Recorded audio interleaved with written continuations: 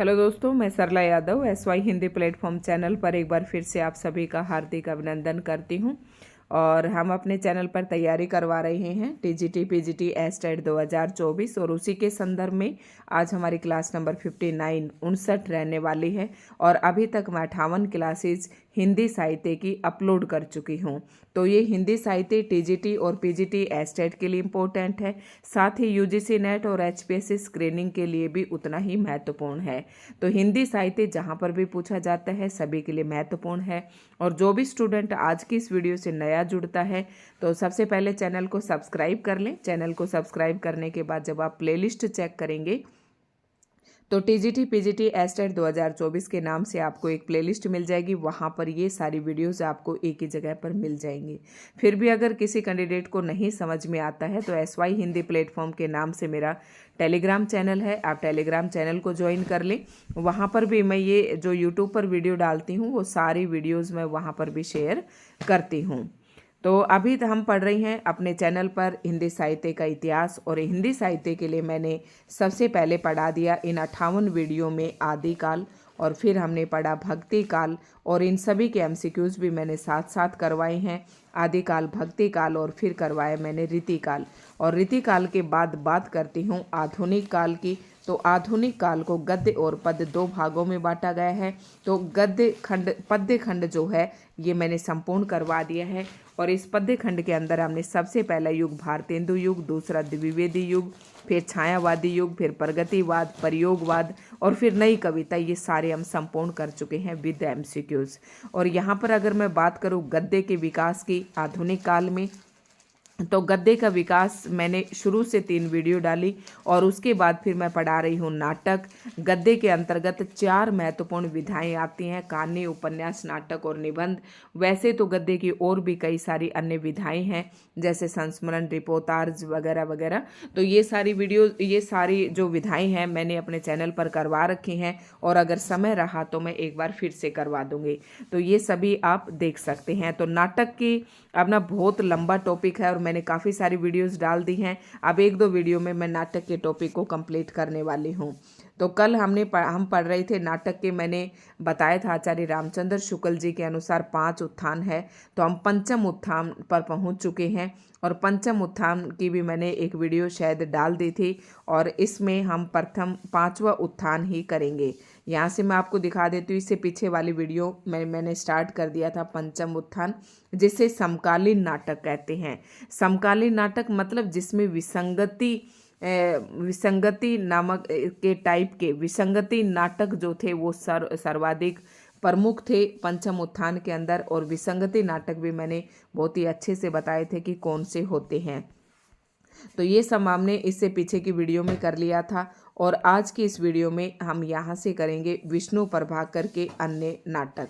तो मैंने आपको बताया था कि जैसे कि जिस बुक से मैं पढ़ा रही हूँ, ये बुक है सरस्वती पांडे और गोविंद पांडे की। तो इस बुक से आपने क्या करना है, जैसे इस बुक में ऐसे दे रखा है जैसे एक ही लेखक है, तो इसने कुछ नाटक धार्मिक लिखे, पौराणिक लिखे, या कुछ राजनीतिक लिखे, या कुछ सामाजिक लिखे। तो इसमें ना अलग अलग बांट रखा है। आप क्या करें कि विष्णु प्रभाकर का नाम एक ही जगह पर लिखकर उनके सभी नाटक एक ही साथ लिख लें। ठीक है, इस प्रकार से अपने नोट्स बनाएं तो ज़्यादा आसान रहेगा। विष्णु प्रभाकर के जो नाटक हैं अधिकतर एग्जाम में पूछे जाते हैं, और सीक्वेंस से यानी क्रम से व्यवस्थित करने भी पूछे जाते हैं, काफ़ी इम्पोर्टेंट है। तो इनका सबसे पहले नाटक है युगे युगे क्रांति, जो कि 1969 में प्रकाशित हुआ। टूटते परिवेश, कुहासा और किरण। अब आपको मैं बताऊं कि विसंगति नाटक पढ़ रही हैं। विसंगति नाटक कौन से नाटक होते हैं, एक बार मैं फिर से रिवाइज कर देती हूँ। तो जो विष्णु प्रभाकर जी हैं इनके नाटक भी समकालीन नाटकों में आते हैं, यानी कि विसंगति नाटकों में आते हैं। ठीक है, विसंगति नाटक वो नाटक होते हैं जिनमें कोई प्रमुख नायक या खलनायक नहीं होता, और ना ही प्रमुख कोई ढंग से पात्र होते हैं। जो पात्र होते हैं वो भी बिल्कुल स्थिर होते हैं, और पात्रों में जो है बीमारी या फिर आलसीपन या इस प्रकार के पात्र होते हैं। ठीक है, थोड़ी उबाऊपन से नाटक होते हैं। तो ये विसंगति प्रभाव वाले नाटक लिखे विष्णु प्रभाकर जी ने भी। और जैसे कि इनके नाम से भी आपको पता चल रहा है, तो युगे युगे क्रांति, यानी कि विष्णु प्रभाकर जी जो है हर युग में क्रांति करते हैं, फिर भी टूटते परिवेश हैं। कुहासा और किरण, डरे हुए लोग, वंदिनी, अब और नहीं, सत्ता के आर पार, श्वेत कमल।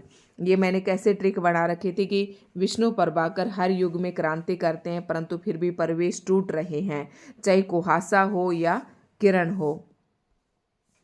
तो ये ट्रिक है, विष्णु प्रभाकर जी जैसे हर युग में क्रांति करते हैं लेकिन फिर भी टूटते परिवेश हैं, परिवेश टूटते रहते हैं, कुहासा और किरण के मौसम में भी। ठीक है, डरे मतलब कुहासा और किरण, देखो विष्णु प्रभाकर हर युग में क्रांति करते हैं फिर भी परिवेश टूटते रहते हैं, चाहे कुहासा हो या किरण हो।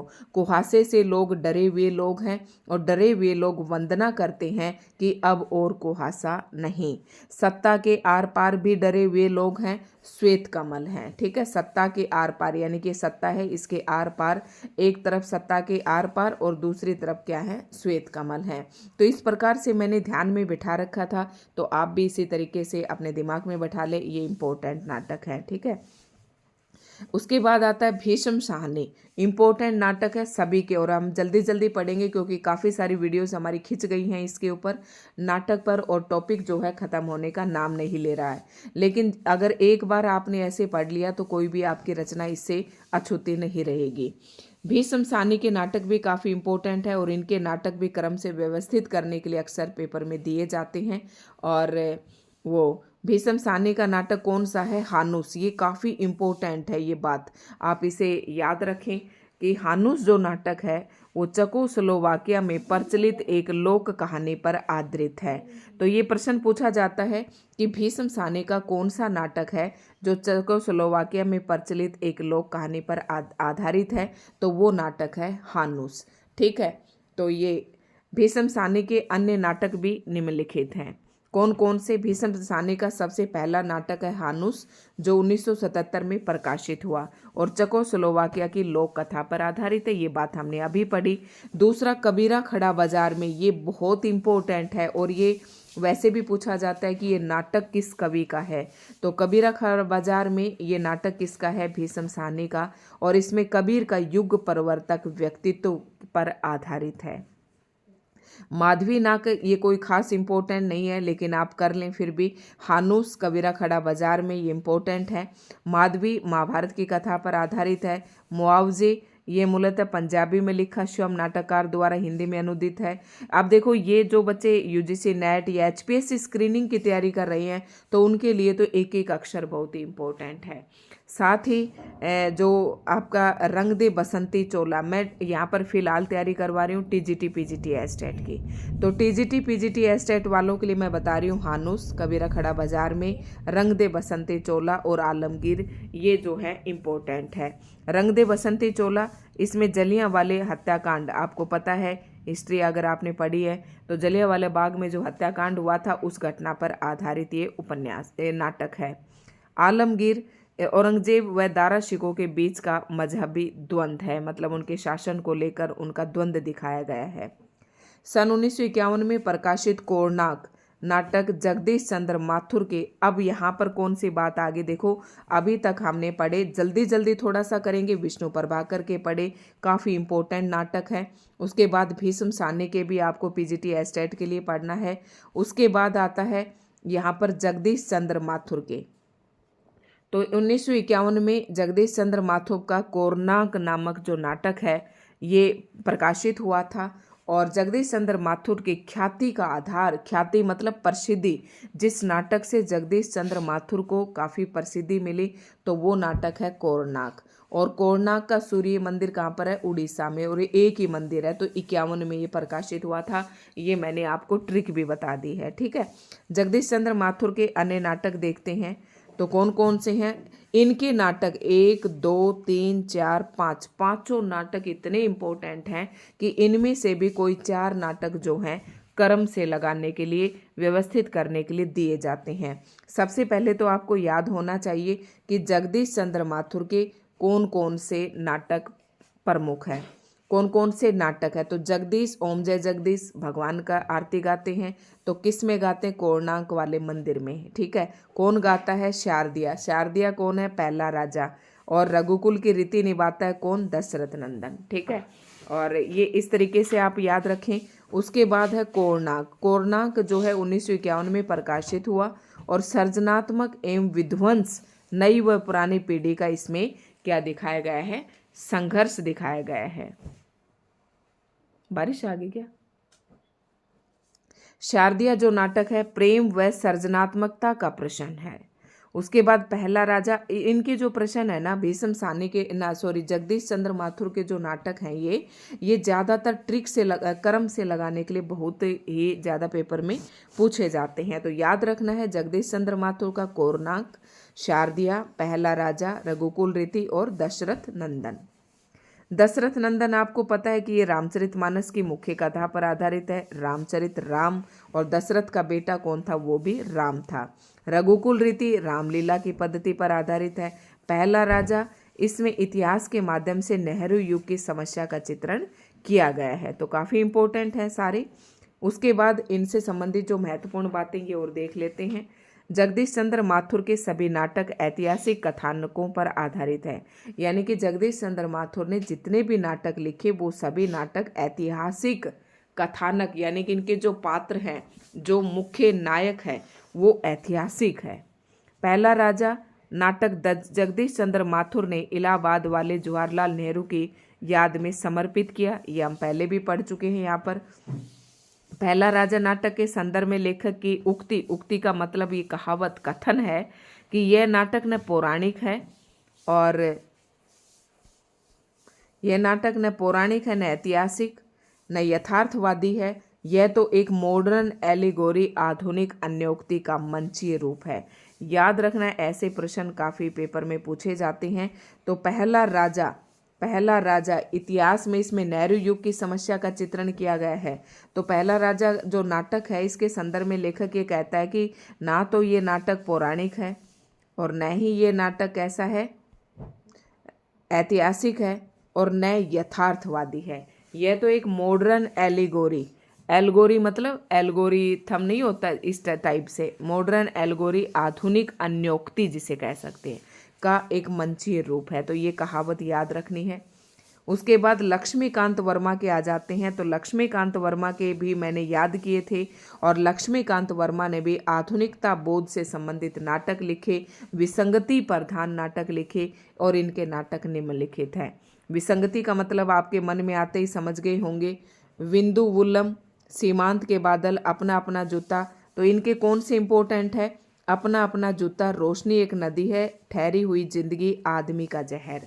देखो, अगर आप हर एक लेखक की रचनाएं याद करते हैं तो जैसे रचनाएं कितने प्रकार से पूछी जाती है, एक तो क्रम से व्यवस्थित करने के लिए पूछे जाते हैं, एक प्रश्न इस प्रकार से पूछा जाता है। दूसरा, सीधी कोई रचना का नाम देकर पूछ लिया जाता है कि किसकी रचना है। तीसरा, मिलान करना आता है। देखो कितनी जगह पर काम आते हैं। तो 3-4 प्रश्न इस प्रकार से पूछे जाते हैं। तो ये आपको याद करनी पड़ेंगी रचनाएं। तो ये याद रखना कि ये किसका है? लक्ष्मीकांत वर्मा। लक्ष्मीकांत नाम है, कहने के तो इसके पास बहुत लक्ष्मी होनी चाहिए, लेकिन इसके पास सिर्फ अपना अपना जूता है। ठीक है, लक्ष्मी है पर अपना अपना जूता है, रोशनी एक नदी है, ठहरी हुई जिंदगी, आदमी का जहर। सभी के नाम से पता चल रहा है कि विसंगति प्रधान नाटक हैं। ठीक है, और ये नाटक एक नाटक है रोशनी एक नदी है। ये नाटक क्यों इम्पोर्टेंट है? क्योंकि ये एक एब्सर्ड नाटक है और एब्सर्ड इंग्लिश का शब्द है और हिंदी में इसका मीनिंग होता है विसंगति, और विसंगति का मतलब मैंने आपको अभी समझाया था, इसलिए ये नाटक महत्वपूर्ण है। तो ये चारों आपको याद रखने हैं। ठीक है, चाहे आप इसके और याद रखें या ना रखें।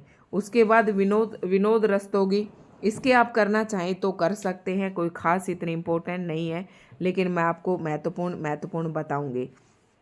अभी मैंने एक बात और बताई थी इससे पहले वाली वीडियो में कि नाटकों के अंदर 2 नाम मिलते जुलते हैं, एक लक्ष्मी नारायण लाल और एक लक्ष्मी नारायण मिश्र।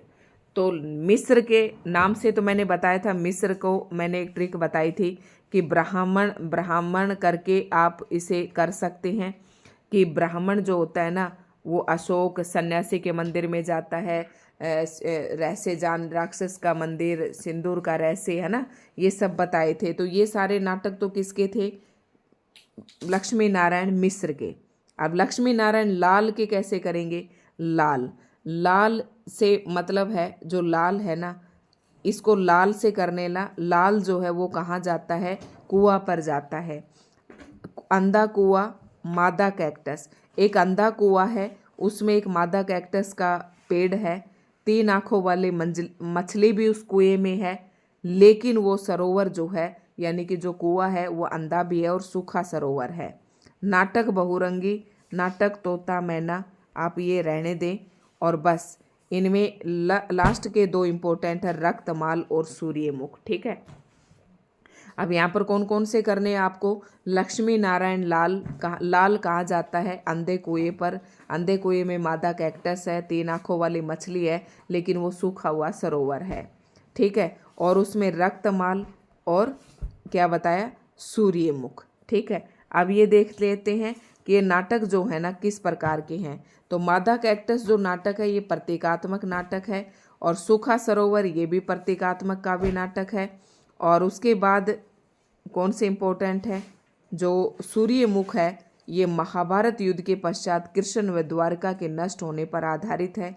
फिर उसके बाद भाई और भी इम्पोर्टेंट है इनके, मैंने ये सारे याद किए थे। कलंकी, मिस्टर अभिमन्यु, कर्फ्यू, दूसरा दरवाजा, अब्दुल्ला दीवाना, नरसिंह कथा, व्यक्तिगत गुरु। तो मैंने रचनाएं बहुत याद की थी, इसलिए मुझे कभी भी जो है हिंदी साहित्य का जो पेपर आता है 60 नंबर का स्टेट में, कभी सोल्व करने में कुछ प्रॉब्लम ही नहीं हुई। तो ये सारे इसके काफ़ी इम्पोर्टेंट हैं ये नाटक, और पेपर में पूछे भी जाते हैं लक्ष्मी नारायण लाल के। तो यहाँ तक तो मैंने एक ट्रिक बता दी थी, सूखा सरोवर, रक्तमाल और सूर्यमुख। उसके बाद करेंगे कि जो लक्ष्मी नारायण लाल है ना, उसने खुद कलंक लगाया किस पर? अभिमन्यु पर, और फिर कर्फ्यू भी लगा दिया। लेकिन अभिमन्यु है ना दूसरे दरवाजे से अब्दुल्ला दीवाना के साथ व्यक्तिगत रूप से अपने गुरु के पास पहुंच गया। तो ये मैंने आपको ट्रिक बता दी, आप इससे और कर सकते हैं। ठीक है, बाकी इनका मिस्टर अभिमन्यु जो नाटक है वो महाभारत के कथानक, सभी को पता है अभिमन्यु कथा महाभारत में ही था। और जो कर्फ्यू है ये लघु नाटक है, दूसरा दरवाजा ये भी लघु नाटक है। जो अब्दुल्ला दीवाना है ये सामाजिक समस्या, स्त्री पुरुष संबंध, ये ऐसे नहीं पूछे जाते, क्योंकि जो नाटक है ना, अधिकतर नाटक उपन्यास जो है इसी प्रकार की समस्याओं पर आधारित मिलेंगे। तो ऐसे इस तरीके से नहीं पूछे जाते, इतना कुछ आपको अनावश्यक नहीं रटना है। ठीक है, उसके बाद कौन कौन से इम्पोर्टेंट है ये और देख लेते हैं। और यक्ष प्रश्न और भी हैं भाई उनके, लक्ष्मी नारायण लाल के और भी नाटक हैं, इसलिए तो मैं कह रही थी कि काफ़ी नाटक जो है ना, काफ़ी गुरु के बाद देखो और भी नाटक, ये काफ़ी इम्पोर्टेंट है, इसलिए इन्हें आप कर लेना। यक्ष प्रश्न, एक सत्य हरिश्चंद्र, गंगा माटी। तो इनमें से आपको कौन कौन से करने? यक्ष प्रश्न, एक सत्य हरिश्चंद्र, सब रंग मोहभंग, ये पूछा जाता है। बलराम, बस ठीक है, इतने कर लेना आप। बाकी बस इतना ही बताऊंगी, बाकी आप लिखना चाहें आप लिख सकते हैं। अब आता है सर्वेश्वर दयाल सक्सेना, इनके भी इम्पोर्टेंट है। इनके नाटक बहुत ज़्यादा नहीं है, लेकिन प्रश्न इनसे ज़रूर मतलब पूछा जा सकता है और पूछे भी जाते हैं। जो सर्वेश्वर दयाल सक्सेना है एक जनवादी नाटककार हैं। इनके नाटक लोक नाट्य शैली में आबद्ध है, मतलब लोक मतलब हम सभी लोग। ठीक है, एक व्यक्तियों का एक समूह, तो लोक नाट्य हैं, शैली में लिखे गए हैं।